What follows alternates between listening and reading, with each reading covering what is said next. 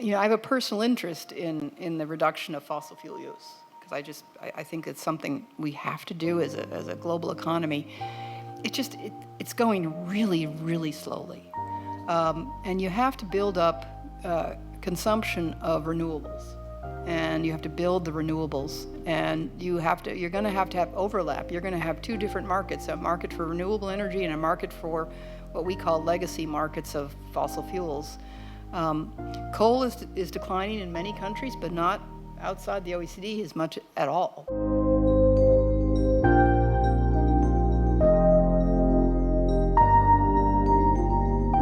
Okay, so good evening, everybody. Thank you for joining us this evening. So I'm James DeVellis. I'm the chair of the board of directors of WorldBoston. Our president, who many of you know, Mary Eintema, is out sick with us today, although she is here watching online. So hello, Mary. And she does send her best. We're very delighted you're joining us here at this Great Decisions program, which is our final program of 2023. So, as we get into it, as many of you know, COP28 ended yesterday with a landmark agreement on fossil fuels. According to the Biden administration, we're supposedly headed towards a greener future. However, the U.S. production of oil has grown by 800,000 barrels a day, which is more than 60% since early 2022, and is likely to add an additional 500,000 barrels a day by 2024. This recent surge in production following the invasion of Ukraine did help to avert an energy crisis in Europe, stabilize global energy prices, and alleviate various foreign policy challenges. But we cannot go on this way forever. So how did we get here, and where do we go from here? Fortunately, tonight we are joined by Sarah Emerson, who will help illuminate us on these questions and more. So right away off the bat, some quick thank yous. Thank you as always to the Lowell Institute that generously supports our Great Decision series, as well as our Chat and Chowder series and our annual State of the State Department program, all of which we encourage you to attend. So now, turning to tonight's speaker, Sarah Emerson, as you can see, is an expert in energy markets. I will quickly summarize here, but I do encourage you to read her impressive bio, which you can find at worldboston.org. In 1986, Ms. Emerson began working for Energy Security Analysis, Incorporated, as a founding partner of its consulting practice. Sarah has developed many of ESAI's tools for analyzing markets and forecasting prices, and has conducted numerous studies on energy assets' market viability or profitability. She is particularly interested in the intersection of public policy, regulation, and markets. She has been a thought leader on topics from the transfer of pollution in energy trade to the use of strategic stocks to the future of the Russian oil industry. In 2009, Sarah formed ESAI Energy, which manages ESAI's petroleum, alternative fuels, and green energy research and consulting business, and she is currently the president of ESAI Energy. Sarah Emerson has been a senior fellow at Harvard's Kennedy School of Government and is currently an adjunct professor at the Tufts University Fletcher School of Global Affairs, a senior associate at the Center for Strategic and International Studies, and an independent director at Chesapeake Energy. She also serves on the board of Enbaric Development Partners, among other accomplishments. She has received her master's from the Johns Hopkins School of Advanced International Studies and her bachelor's from Cornell University. Sarah, thank you for joining us for tonight's discussion. And with that, I will turn things over to you. Thank you. Thank you. Whew. Can you hear me? Good. Well, it's an honor to be here. Thank you for inviting me. And thank you for all coming out this evening, and those of you on Zoom. When I first was approached on this topic, I thought to myself, wow, that's a really broad topic. There's so many different directions we could take this. I've put together about 13 slides. Most of them are pictures. I tried not to have much to read on them, maybe a little bit. And I'm going to focus primarily on oil and petroleum, because that's where most of the geopolitical excitement has been over the last several decades. But I want to end a little bit with how we've learned things with geopolitics and energy, and with energy security, that may have a bearing on more modern or newer energies as we progress through the energy transition. But we're going to focus a little bit on what have we learned from oil. So in terms of how energy and geopolitics connect, geopolitics is it's sort of the concept around international interaction, right? Interaction between countries. And energy, especially in a consuming country like the United States, is really a critical good that is traded internationally. So we sort of put these two together, and we get the geopolitics of energy. I did a sort of informal survey of my friends and family, and I said, what do you think of when you hear energy and geopolitics? And, basically the opinions sort of coalesced around this idea that if we have a critical import that comes from a foreign source, we want it to be stable, reliable, but we also want it to be consistent with our goals. And I would argue this piece has come along more recently, but certainly stable and reliable source of a critical import. Consistent with our goals, what do we usually mean there? I think most people say cost effective.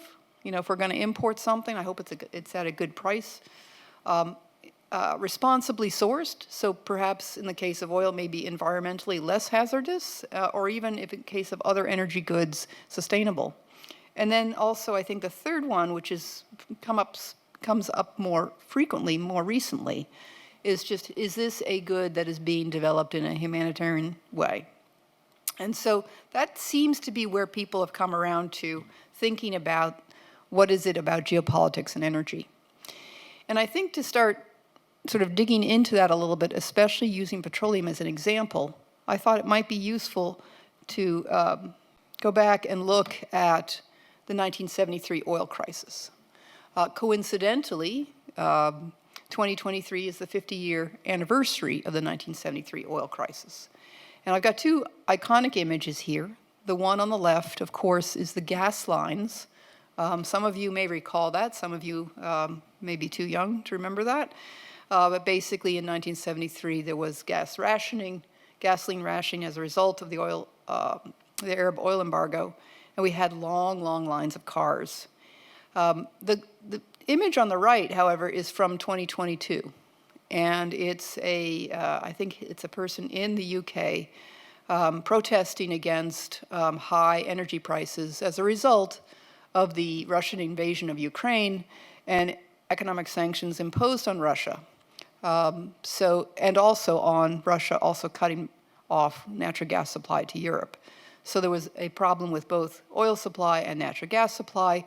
And so the question here is, if we have a shortage, what do you want us to do? Do you want us to eat or heat? Another sort of iconic image. There were many last year related to this. So geopolitics and energy security are still here. There's still issues to be addressed. And I think it might be useful to go back to 73 and figure out what we learned and see if we are continuing to use these lessons and what the lessons might portend for the future. So I'm going to give you a little history lesson. I'm going to stay real macro on this, not get too detailed. Happy to take questions afterwards. So let's start with the 60s. Oil, the sources of crude oil supply, I think you can see this. Yeah, it's pretty good. Came from basically 85% came from about 8 countries in the world. Russia and the United States were the 2 biggest producers, but then the rest were Venezuela, Libya, and then the countries of the Arab Gulf. And that meant there were very few suppliers. The other really significant factor in 1970s, or in the 50s, 60s, and into the early 1970s, was that the energy sector was an administered sector. Okay, it was administered by the major oil companies. the governments of the producing countries and also the governments of consuming countries. It was not a market as we think of it today. So basically what happened was the major oil companies were granted concessions to produce in these blue countries. And in return, they had very, I would say, preferential terms. They usually got a bonus when they were granted a concession. They had very low royalty payments to the government of the country. They did not pay any income taxes or excise taxes. And so it was a pretty sweet deal, right, really, for the major oil companies. But during the late 40s even, and in the 50s and 60s, the producing countries kind of didn't like this deal. You know, they were looking at this and saying oil prices had risen a tiny bit. They'd risen absolutely in significant terms, but really a small amount by today's standards. But still, oil prices were rising, and the producing countries felt that they just weren't getting enough government take. So over the course of the 50s and 60s, many of these producers nationalized their oil industry, basically took ownership of the production and distribution and sale of oil. Still working with the major oil companies, but nationalizing the industry.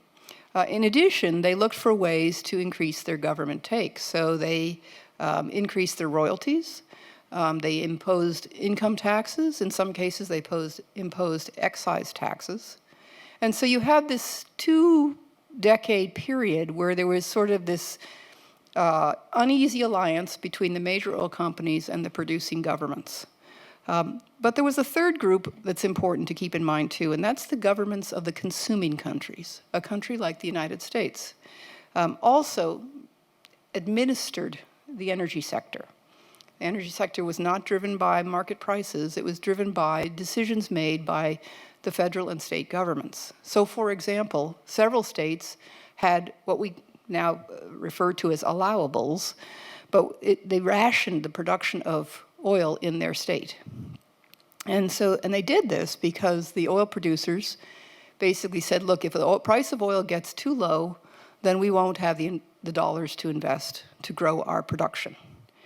And so the state governments would ration the amount of crude oil that each of the companies could produce. The federal government put in place import quotas. So again, same idea. If we have too much crude oil imports coming into the United States, it would lower the local price and make it harder for domestic producers to invest and expand production. And you got to remember, during this time, as you got into the 60s and 70s, oil demand in the United States was surging. And I'll show you a chart soon that will illustrate that. So these are the factors that were in place as we head into the oil crisis. Then the oil crisis hits, and I think just to remind you, this was in response to the Yom Kippur War in October of 1973. And the United States basically came to the aid of Israel. And so the Egypt and Syria and a coalition of Arab countries basically attacked Israel and began the war in early October of 1973. Or I should say, it worked the other way. The war started, and then the U.S. supported Israel in the war. And in response, the Organization of Arab Petroleum Exporting Countries decided to embargo the United States, and actually Netherlands and one or two other small countries. So here you have a situation. Imagine if you transport yourself back to this time. We have an industry that is largely administered by government employees, whether it's in the producing countries or in the consuming countries. So prices are set either by oil companies or by the producing countries. You have a situation where the producing countries are slowly taking over control of the flow of oil from the major oil companies, and we also have booming demand. So there is terrible fear that with our surging demand in the United States, Europe, and especially Japan, that there would be a cutoff of oil while this was happening. So here we are, the Yom Kippur War begins, the US comes out in support of Israel, the Arab countries then embargo the United States. So everything that, all the fears were had come to fruition. Here we have a cutoff of oil, our demand is surging, and remember, there's no market system here. There's no market equilibrating supply and demand. So it led to a pretty significant reaction by the consuming countries. So let's talk a little bit about the reaction. Okay. I hope you like charts. I like charts. What this really shows is the consumption of oil in various countries or regions around the world in the 1960s. 1965 is the furthest beginning of the axis, and then all the way up to 2023. And what you'll notice is in that period at the beginning, if you look at the blue, black, and green line, and even look at the gray line, which is Japan. So the blue is the US, the green is Europe, and the gray is Japan. During this time, demand is rising very quickly. The slope of that curve is pretty steep. And that was because oil demand was rising 8 or 9% per annum. Then you have the 1973 oil crisis, and then in 1979 you have the Iranian Revolution. So you have a second crisis as oil from Iran is taken off the market. So you have another increase in price, and the yellow bars are the increase in price. And look what happens after 1979. The blue line and the green line begin to fall. And that's because the governments of the US and the Europeans, and actually Japan as well, the primary members of the OECD at that time, decide that they have to get out of oil. That oil is unreliable, and the sources of oil, especially in the Arab Gulf, or even North Africa, or possibly even Venezuela, is unreliable. So we've got to get out of oil. So what happens is they begin to reduce oil use in power generation. And that's why the lines come back down during the 1980s. And if you look at that, oil demand in US and Europe has been kind of flat ever since. With a couple dips and a couple rallies, but basically fairly flat. And in the case of Japan, it's a little harder to see because it's smaller. That's the gray line at the bottom. That also began to come down. And it's been fairly flat and actually has been falling in the last 5 to 10 years. And compare that with the rest of the world.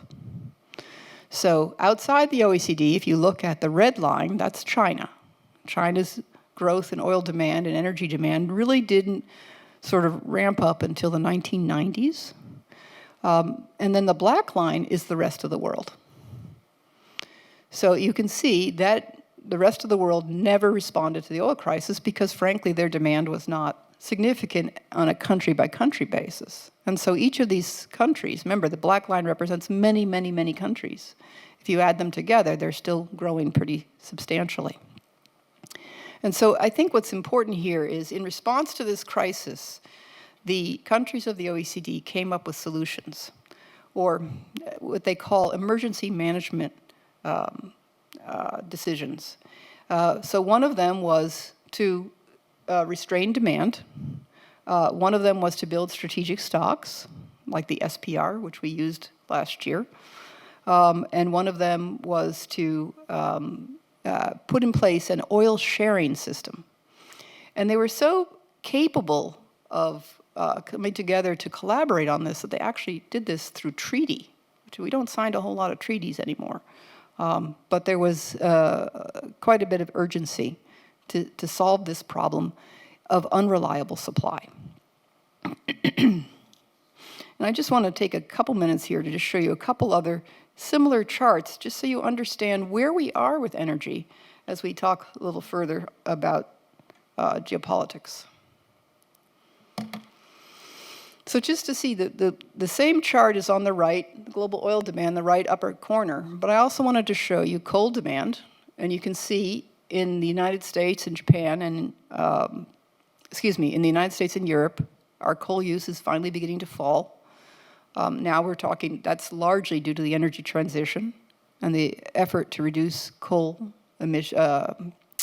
to reduce CO2 emissions from coal power plants. The rest of the world is the black line, and of course, as you know, China's had tremendous coal consumption as its economy has boomed over the course of the last 2 decades. Natural gas is interesting. If you look at that, the U.S. is still growing in natural gas use. Europe is kind of starting to fall, and that's actually accelerating now with the war in Ukraine. And now you can see that China's beginning to grow in its natural gas consumption. And then just for fun to compare, I put nuclear demand down below, and you can sort of see the U.S. is sort of flattened out. Europe has fallen, largely because of Germany's policy. And then Japan, you can see, is the gray line that fell after Fukushima. And China's just beginning to grow. So it's important to understand that outside of the United States and Europe, there's an enormous amount of oil demand, natural gas demand, and coal demand that's still growing. Okay.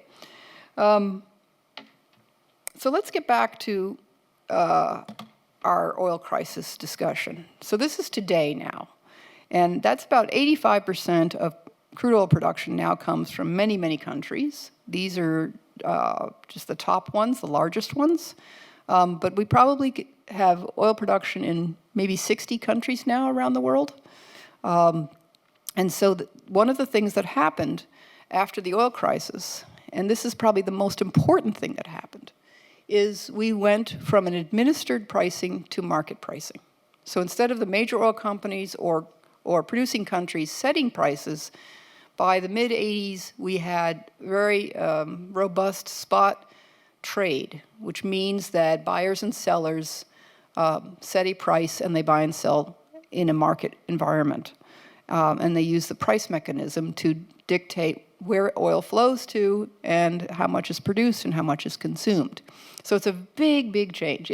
To my mind, that was the last great energy transition, was the movement from administered prices, where governments meddled in supply and demand, to market prices. And I think we're going to have to eventually get to something similar in the energy transition as well, with carbon pricing. But that's down the road. Anyway, so remember, we've now come up with demand restraint policies, we've come up with sharing oil, we've come up with strategic stocks, we've reduced demand growth, and now we have many more suppliers. So you could argue that the response to the 1973 oil crisis has been fairly positive. We've learned something.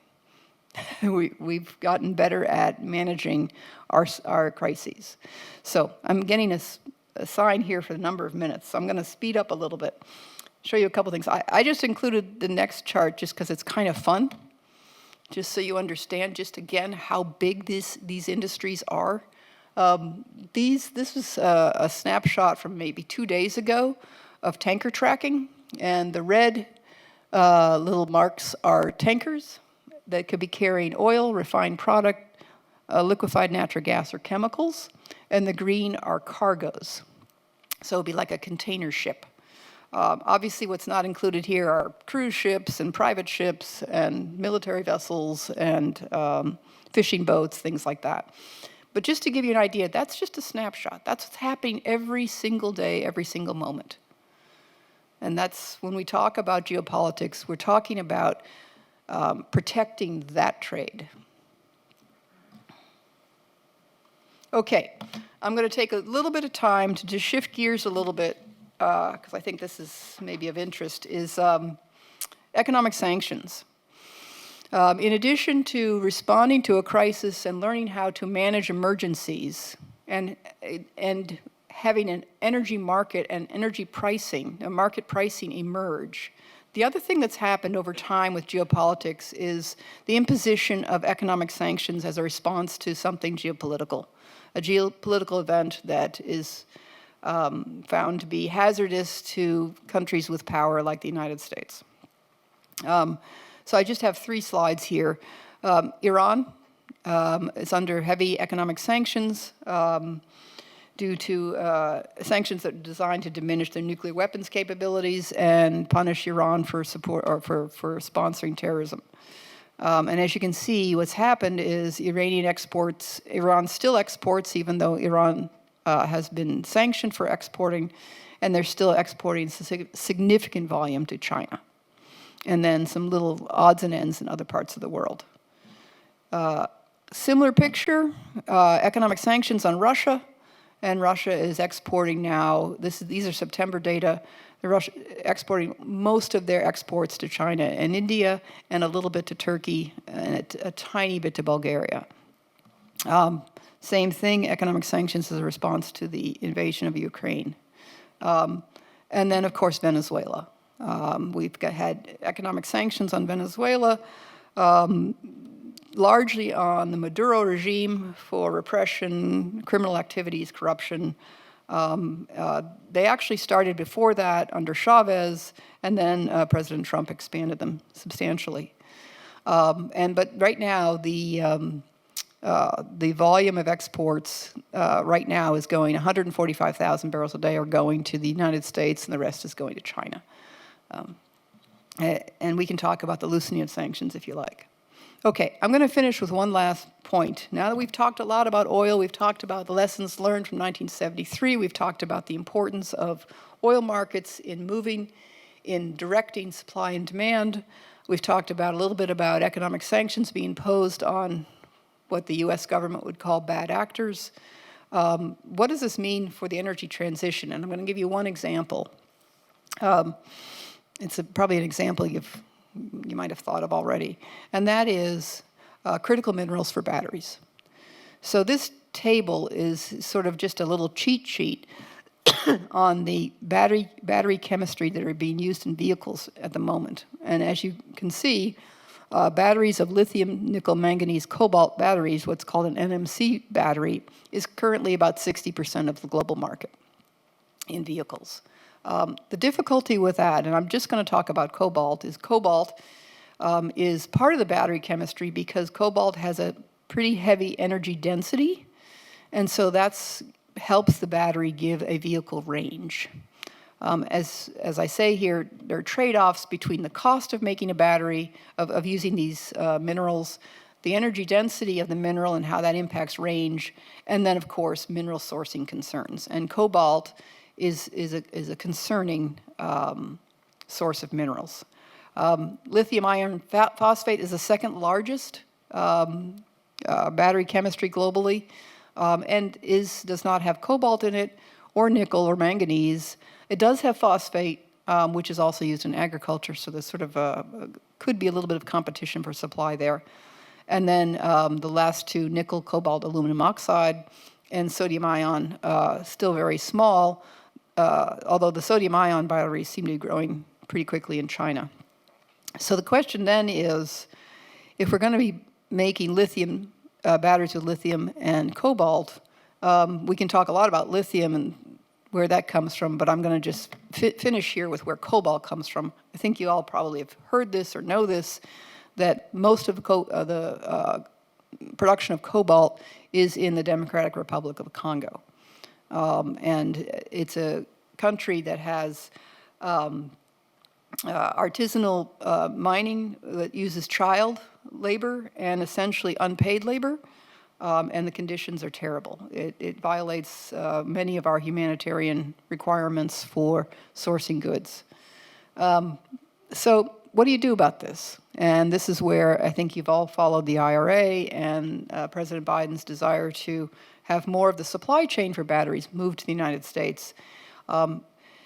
But until that happens, you have minerals coming from many different countries where the possibility of disruption or interruption of the supply chain is possible. I won't go into processing. I think you're probably well aware that most processing of these minerals takes place in China. So let's just finish up.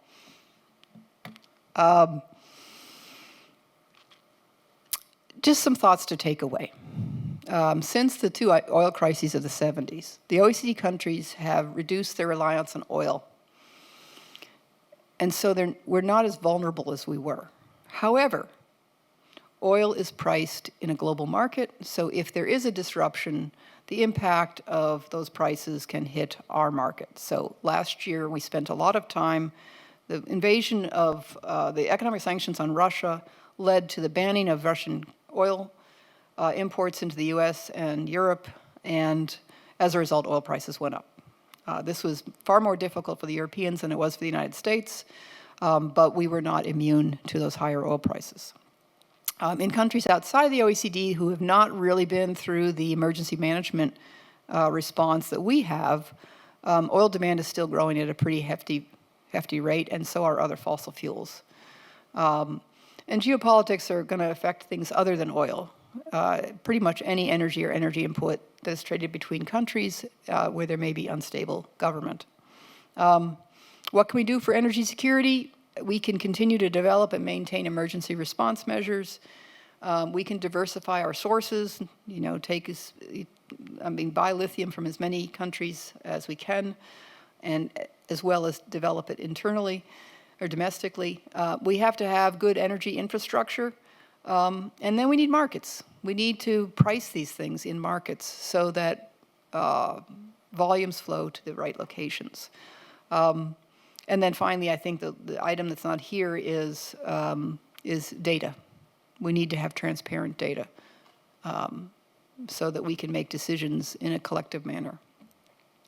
And I'm going to stop there because I think my time is up. So thank you very much.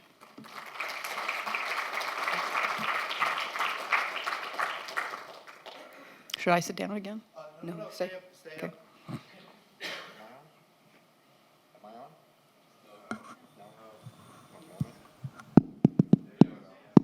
Okay. Stay up here if you could for a moment. Sure. For some questions. So thank you. That was fascinating, very insightful discussion, and really interesting to see what's been happening over the last 50 plus years, and to see some of the curves and trajectories is particularly insightful. So thank you for that.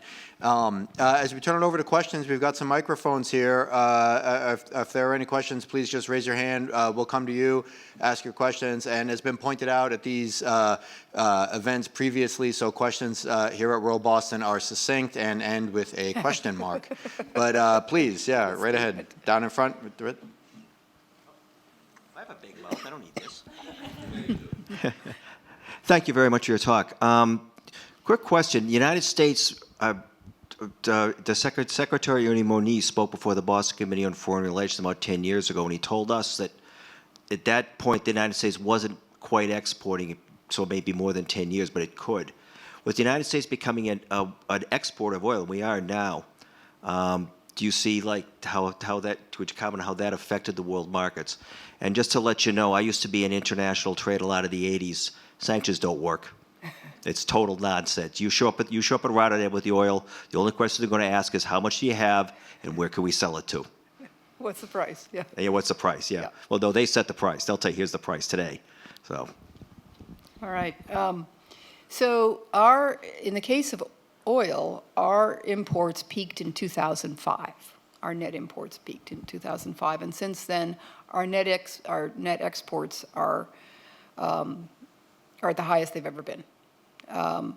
And if you think about it, we're exporting, about 4 million barrels a day, and we produce about 11 million barrels a day. And we consume that other 7 million, plus we import another 4 or 5 million. So we are both an importer and an exporter. But we are a net exporter now because if we count all of the gasoline we export and the diesel we export and the crude oil we export, we are a net exporter. So we're actually a pretty big exporter. And that was a big deal last year because we were exporting, our exports to Europe went up significantly to replace some of the Russian barrels. And then your other question, there was just one question. It was more of a comment that sanctions don't work. Oh, sanctions don't work. I thought you were talking about exports. Yeah, I just commented to let you know when you're talking about sanctions, they don't work. Well, except Things a little more expensive but a little more inconvenient. Emphasis on the little. Well, you could. There's a couple different ways to think about this, but I would not say sanctions are perfect, but they certainly have an impact. Do they have a perfect impact? It depends on what your objective is. But the sanctions on Iran have cut their exports of crude oil by about by about 1 to 1.5 million barrels a day. So that's a reduction in their revenues. And in the case of Russia, they've cut their exports by probably about the same amount, about 1.5 million barrels a day. In the case of Venezuela, they've cut them to almost nothing. So that is a penalty on the governments of those countries because they've lost revenues. They've lost tax revenues. So, but I agree, they're not perfect by any stretch. Very good, very good. Next question. Yeah, please, right, keep it down here. Hi, Professor Emerson. Do you have any comment on recent negotiations in the COP and this whole notion of getting off of fossil fuel, and how might we look at that from a historical and a long-term perspective? You know, I feel like what happened at COP this week was basically we kind of said out loud what we always meant without saying it, right? I mean, if you're talking about net zero by 2050, you had to be scaling down fossil fuel use. We're just now sort of saying it out loud and sort of congratulating ourselves is my thought about this. I mean, the one thing I did think is a positive coming out of that announcement, beyond just sort of planting a flag and saying we all agree we're going to reduce fossil fuel use, is there was some indication that natural gas could be used as a bridge fuel, because you can't just sort of wake up one day and say we're not going to use coal, we're not going to use oil, without having something else that is easy to bring into the market until we can scale renewables. But I found the COP announcement kind of obvious, but I'm also, I don't know. I didn't think it was quite as worthy of the attention it got in the press, but they needed to say something. Very good. On the other side here, the question. Yeah, Frank Gillette. The question here is, are there any lessons from fossil fuels for this next generation? Because thinking about this from a geopolitics point of view, and a concentrated location of mineral processing in China, and the concentration of cobalt production, it seems like it's very, very hard to translate most of these lessons to those new circumstances.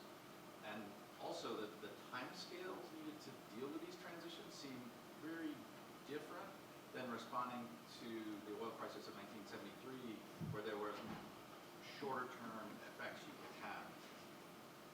Yeah, that's right. So the crisis in '73 happened in a very a good-sized market that already existed. It wasn't really a market, but it was a sector that existed, and it was it was already significant global trade. The difficulty with the critical minerals is, we're just beginning to ramp up the development of batteries and electric vehicles, and we're just beginning to think about the supply chain. And it's like a decade-long or more process, both to source new places to produce it and then build new places to process it, right? Absolutely. We basically have to build a supply chain well, you probably saw the foreign entities of concern list. So there are certain countries that the Biden administration has said, we can't buy these inputs, energy inputs from these countries.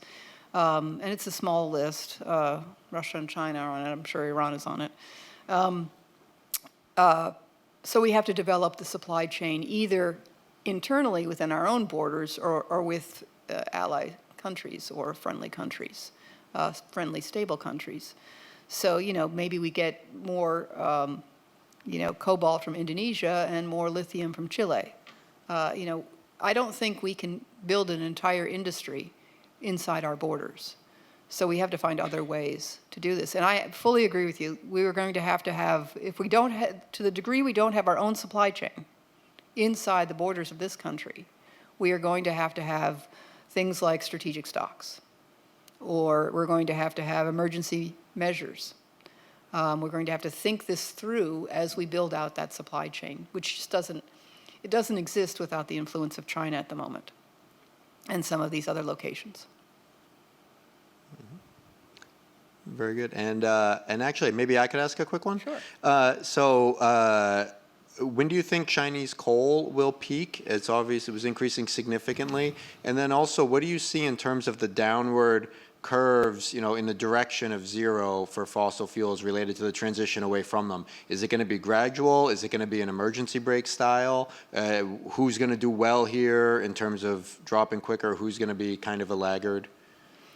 Yeah, so on the China question, I think, China's coal use has grown and they have added some coal plants, but they've also been adding significant renewable power generation. So, and they also are adding some natural gas through LNG. I think it's a little bit of a bad rap. I think China's trying hard to sort of replace the coal additional capacity with additional renewable, and so I see the coal kind of cresting and the renewables growing.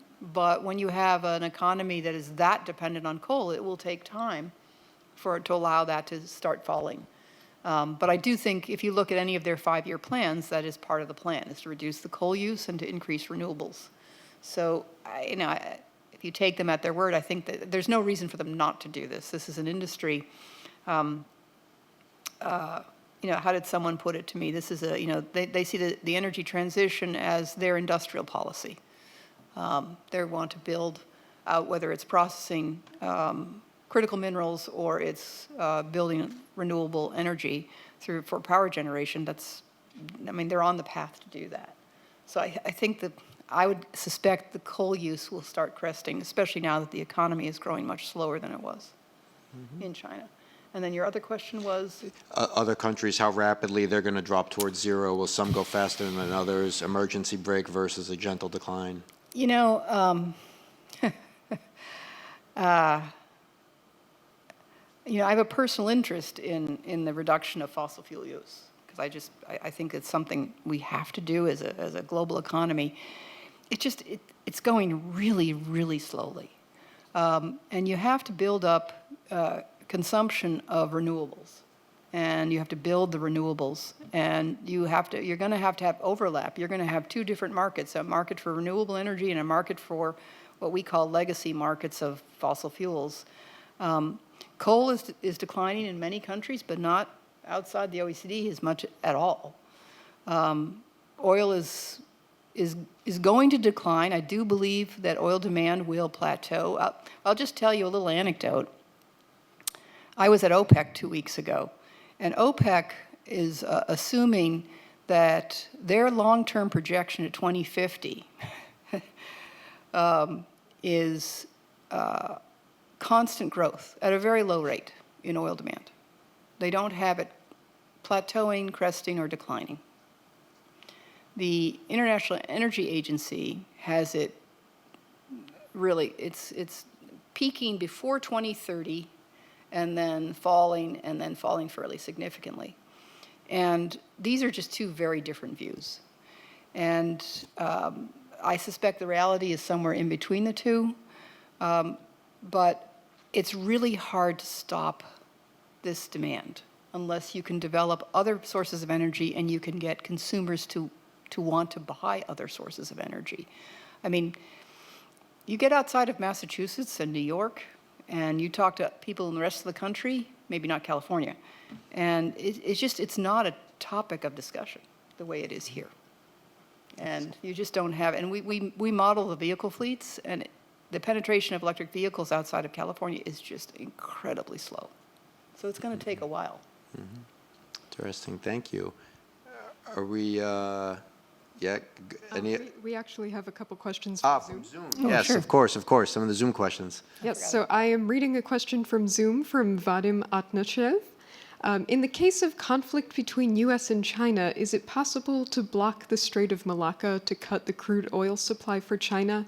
And I guess more broadly, how does energy relate, broadly speaking, to the U.S.-China conflict? Oh, that's a big one. I think if you block the Straits of Malacca, you probably would start some sort of naval engagement with China. So I'm not sure that would be the quickest thing to do. There's a bunch of issues between the U.S. and China when it comes to transporting energy. There's Taiwan and the South China Sea, and you could include the Straits of Malacca as well. I don't think that's sort of a typical American approach to something, is to block a strait, to penalize another country, unless we were in, full all-out war between the two countries, which I feel is unlikely. But energy is, when it comes to energy and oil and natural gas, the two things we export, and to a lesser degree coal, China's a customer. They buy U.S. oil, they buy U.S. natural gas. We don't really buy any energy from China, but we are dependent on this critical minerals supply chain where the processing is done in China. I think the relationship is one where China does not have the upper hand on energy, with the United States at least. And if anything, China has become more and more dependent on the Arab Gulf, so they now have a vested interest in stability there. So, Any other questions here? Time for another one? Yeah, down here with the hat on, yeah. Hi, my name is Martin. Is that good? Yeah. It sounds like, if I understand your presentation, that what we had was a sort of collision between geopolitics of supporting Israel and domestic politics of artificially low oil prices. And I'm thinking as recently as the invasion of Ukraine that there were proposals to lower the American gas tax, is sort of indicative of sensitivity. Yep. And my question is, do you foresee on the horizon anywhere a similar or a worrisome scenario for a similar collision between domestic American politics and geopolitics, similar to what you depicted in '73? well, that's a big question. And you're right, it was a collision of not just an embargo, but also the absence of market forces and the administration of the sector by the government. I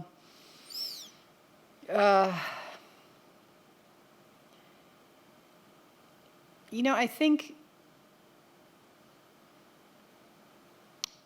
I almost feel as if Ukraine is one of those moments, because there is in this country a growing voice that says, we can't afford to continue supporting Ukraine militarily or with cash, not so much militarily, but with continued cash. And yet at the same time, we have put this tremendous economic sanctions on Russia to stop the flow of oil and to a lesser extent natural gas in order to squeeze revenues and put pressure on President Putin. And sometimes those two seem counterintuitive to me. We're either all in on Ukraine and these economic sanctions, or we're not. And it's beginning to feel a little bit like we're not all in on Ukraine. But we still have these economic sanctions, which are hurting, it hasn't really raised prices that much. But it does have a little bit of a impact on the economies of other countries, i.e. look at the inflation rates, things like that. So I do feel like there's a conflict there. But I think having conflict between our domestic policy and our geopolitical ambitions is very easy. That could happen easily. Mm-hmm. It just hasn't happened as clearly as '73 in a while. And does that bring us to a Zoom question maybe? And then, is there a Zoom question or over here? Over here? Okay, sure. Hi, the consuming countries have been battling OPEC for 50 years, and you could argue we're somewhat tamed by fracking, where the U.S. became the swing producer effectively. What do you envision for an OPEC for green minerals, cobalt, nickel, lithium, et cetera? Do you see the equivalent of OPECs in those various sectors going forward, including the producers? You mean, in other words, a number of the producers operating together in sort of cartel-like behavior? Correct. Oligopolistic behavior. Yeah, absolutely. There's a lot of countries where this is their trump card, where they're ace in the hole. You know, they actually finally have a good that they can hold the rest of the economy, the world economy, hostage with. So that's kind of what happens when you have an economy that's dependent on one good, or let's say one or two goods, or on mining, or whatever. And some of these countries, that is the case. So sure, would they ally to control the price of lithium? Lithium's hard because it's everywhere. The price of cobalt, I suppose. I think we'll actually move away from cobalt. I think we'll move away from nickel. And nickel's kind of produced everywhere as well. But that means we have to develop new anodes and new chemistries. But yeah, I mean, I think any time you get a country that has, essentially the resource curse, they produce one good and they export it, and they've got a partner country that also produces that good and can export it, and they realize that if they operate together, they can raise prices. I think that tendency is going to be there. But keep in mind that if we have really robust markets, it's hard for OPEC. OPEC isn't as powerful as people think it is. It was back in the 80s, I would say, and even parts of the 90s. But today, OPEC operates on the margin of the market, gets great headlines, and gets a lot of, froth in the financial community. But they really don't move the needle that much for that long, except perhaps in response to the pandemic. That was the most impressive thing OPEC's ever done, probably, is cutting production when oil demand collapsed in 2020. But sure, I think these kinds of oligopolistic behaviors among countries that have very little else to sell, it's kind of natural. Mm-hmm. And I think that brings us to a Zoom question. Yes. Am I on? Yes. To close things out, our president, Mary Eintema, is on the Zoom here, and I'm going to take her question as her prerogative. If it's possible to even approach this quickly, what is your opinion of the Biden administration's continued drilling in Alaska and on federal lands, and of former President Trump's promise to vastly increase drilling on, quote, day one? It's a big one, I know.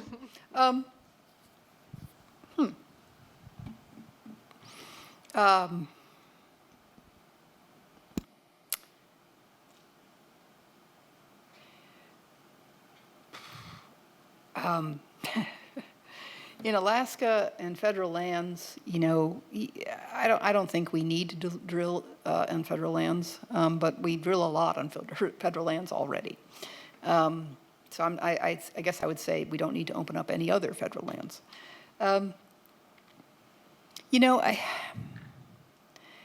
I think you've got to keep in mind that we consume a lot of oil in this country. And